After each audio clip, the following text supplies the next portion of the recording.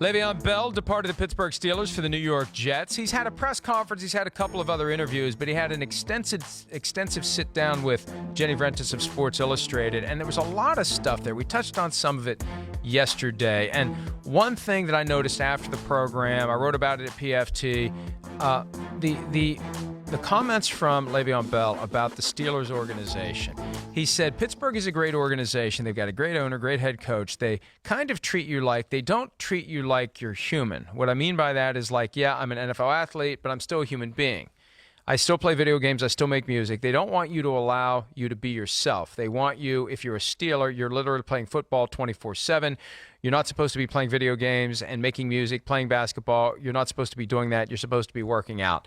My reaction to that was, every team is that way, right? Is there any team out there that really treats the players like human beings? No. They want that. And I think they get desensitized to the humanity of the players because you're constantly hiring and firing guys. Right, You've got turning 90, over roster, yeah, right. You've got 90 on your entire roster for the offseason. It cuts down to 53, and then you're constantly churning it. Guys go, they come back, and then, you know, the team is always going to be there. Yeah. The team's been there in many cases for, 100 years for a couple of these teams. The players come and go all the time. Yep. And I just think that it is the exception, the rare exception, that there really is a sense within an organization that you understand that these are human beings, because if you get that way, your heart's going to get ripped out every time you have to cut somebody. Yeah, exactly right. You can't get too emotionally attached. You do your best. I guess the big thing, too, here, listen, I love Le'Veon Bell. He's like one of my favorite players.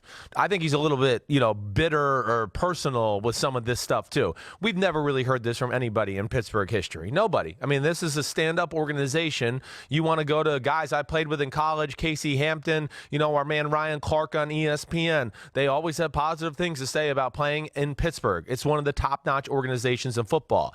I think the big thing is Pittsburgh, the New York Giants, the New England Patriots, the Green Bay Packers. I want to say maybe some of the original teams in the NFL. It is maybe a little bit more of a business and a professional atmosphere than maybe some of the other teams. Yeah, Pittsburgh's in there. When you walk in the lobby, there's 6 Super Bowl trophies every day. They're not in there to, collect more, playoff banners. They want to win Super Bowls, and that's the business they're in. And that's just the brutal, facts of the situation when you're an NFL football player, especially playing for an organization like that. They respect you, but they expect you to be a professional. We don't hear about the Patriots playing Fortnite or making rap videos. I'm sorry. And it works really well. Oh, come on. I mean, Rob Gronkowski does whatever he wants to do. Well, he does, okay, but he never lets it distract into football. 2 off seasons ago was the first time ever we were like, whoa. He was remember he was at the motocross thing, and he was talking about, I'll get there when I want to get there. I mean, that was like the most pushback. Wait, he skipped the offseason program last year. Tom Brady was hardly there, and they still won the Super Bowl. Yeah, well, okay, they have a little different circumstances as far as Tom Brady he's in a little different class, like when you're about to go into year 18 or 19. But I'm just saying, still, they treat Tom, we always talk about Tom's getting lack of love or respect from New England because it's a business and it's about winning football games right now. Yeah, does he get a cut a little slack there because he's won 6 Super Bowl rings? Definitely. Gronk the same way, but still, it's an extremely professional environment. And yeah, it's not always going to be, oh, hey, what's your next career venture? And, what are you thinking about in other aspects of life? It just doesn't go on a lot in the NFL. Here's my assessment of it. I think there is an inflexibility in Pittsburgh that is no longer practical because the world has changed around the Steelers.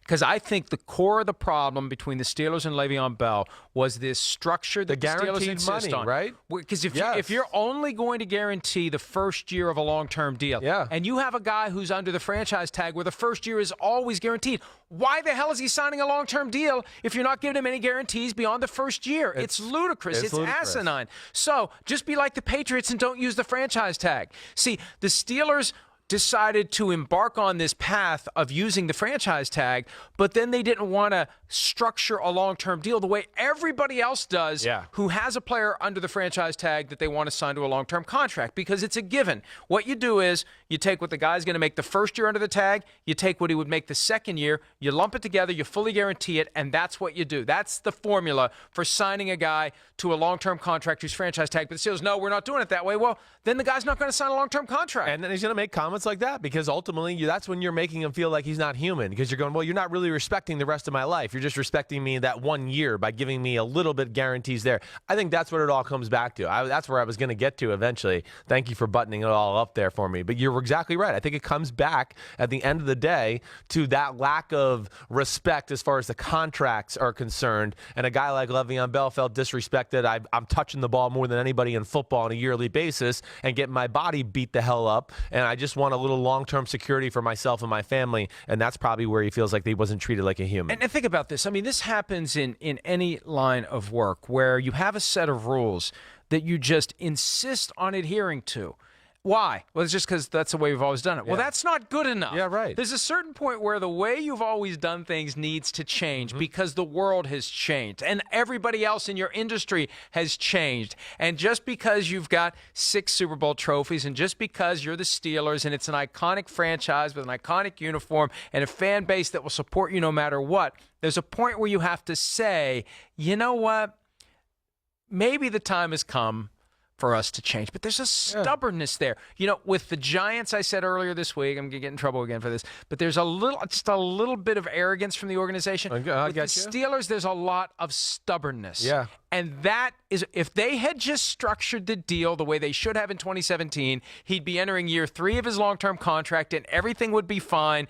And he wouldn't be out there trashing his quarterback, Ben Roethlisberger. No, he would not. You're right. I think it all comes back to that. And, you know, to what you're saying, too, you talk about, the Giants and the Pittsburgh Steelers. You know, it's okay to have old school values, right? I understand that. But let's not be like, oh, we have such old school values that we never change. I mean, again, I'm going to use the example again because they are the standard in professional sports. The New England Patriots, they got a lot of old school values, but Belichick is always looking for new ways to do a contract or new ways to formulate my team or new ways to train or hyperbaric chambers for my coach to sleep. Yeah, they didn't do that in 1960 when he was in the Naval Academy or anything like that. But he said, you know what? This makes sense. I have a brain. I can think, and this will make my team better. And I'll also keep the old school values of be here on time, work hard, be accountable, don't make excuses and all those things. And I think sometimes that's where teams kind of lose their way. This is the way we did it back in 1944. Okay, great. It's not that time anymore. Change. Move on. The world's changed. That's a great point. He always is looking for new ideas. And I see what the Dolphins are doing, trying to unload guys they don't want without cutting them and paying some of their salary so they can get a trade and get a draft pick.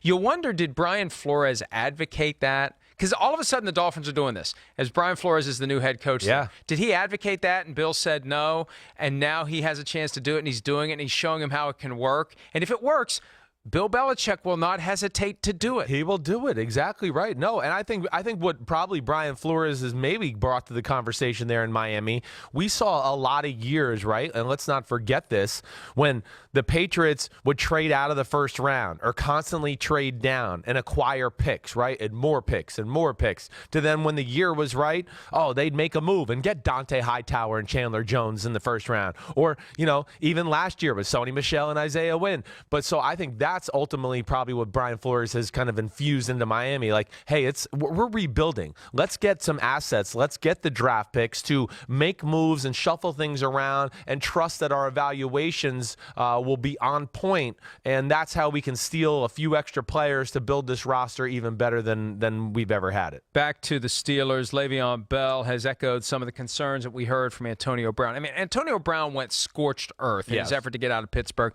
attacking Ben Roethlisberger relentlessly. Le'Veon Bell said that Ben is a great quarterback.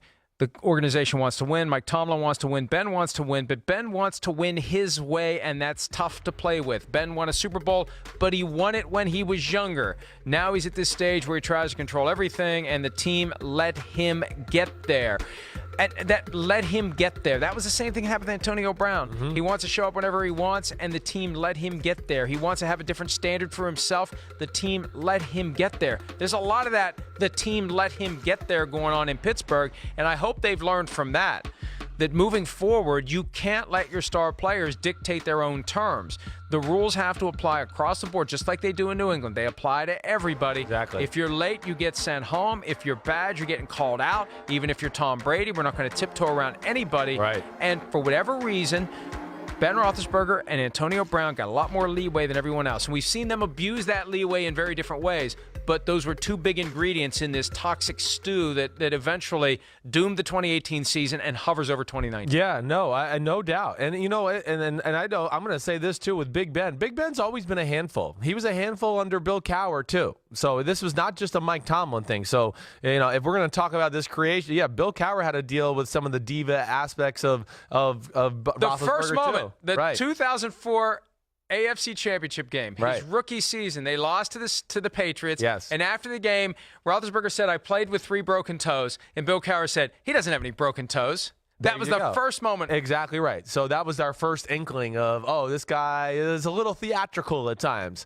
Again, Big Ben is awesome. He is a phenomenal football player. I do not agree with the way he acts and maybe leads at times. But do I think he's in it for any ulterior motives other than winning football and trying to make the Steelers better football team? No, I think he is all about that. He's a great competitor. He's a great talent. You know, even when I hear about not throwing the ball to Antonio Brown. You know what I think happened this year? I think this was just the first year in Antonio Brown's life and Big Ben's life where when things were equal, right? The coverage was equal on Antonio Brown and Juju Smith-Schuster. I think Big Ben found more of a comfort level throwing to Juju Smith-Schuster, and that probably pissed Antonio Brown off as well. But there are guys sticking up. Like, we haven't even talked about Marquise Pouncey and how he kind of stuck up for Big Ben, too. What do you expect? I know he's on the team, but that's a nice, strong comment. Hey, I appreciate it. You always want to say good things about a guy whose hands are going to end up in a certain area. I was trying to be a little more subtle than that, but yes. I'll do it for you. No, here's one thing. We got to take a break, but we spent a lot of time talking about the underachievement of the Green Bay Packers over the last 8 years. Think about this. 2004, Ben Roethlisberger, rookie season. They were 15-1. Right. AFC Championship game. 2005, they win the Super Bowl. Yeah. 2006, disappointment. Cowher leaves. In comes Mike Tomlin. They win a Super Bowl his second season. Right. They've been to a Super Bowl since another one, then, lost to Green Bay. But but why is there not the same? Like, and I'm asking us. Yeah. We've been all over the Packers for not living up to their potential. And maybe it's because the Steelers have to deal with the Patriots in their own conference. Sure. Maybe that's why. Maybe if the Patriots were in the NFC, we'd cut the Packers some slack. But why haven't the Steelers done more with Ben Roethlisberger, with Le'Veon Bell, with Antonio Brown?